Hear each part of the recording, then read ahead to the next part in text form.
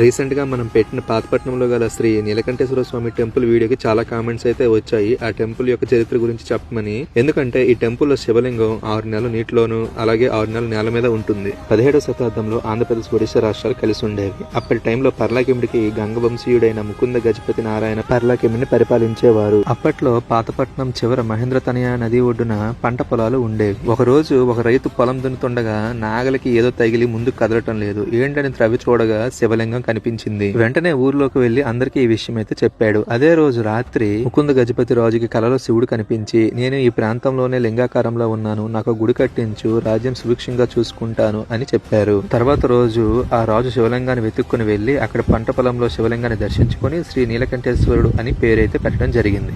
1656లో మొదలుపెట్టి 1774లో ఆలయ నిర్మాణం పూర్తయినట్లు అక్కడ ఆలయ గోడల మీద అయితే రాసి ఉంది. వేసవి కాలంలో పరమేశ్వరుడు ఎండకి కుంగిపోతారనుకుంటుందేమో గంగమ్మ శివలింగంని గంగతో ముంచేస్తుంది. కొన్నిసార్లు 3 అడుగుల వరకు నీరు వస్తుంది. ఈ నీటినే ఇక్కడ తీర్థంగా స్వీకరిస్తారు ప్రజలు. ఇంత గొప్ప చరిత్ర కలిగిన ఈ శివాలయం మన పాతపట్నంలో ఉండడం విశేషం.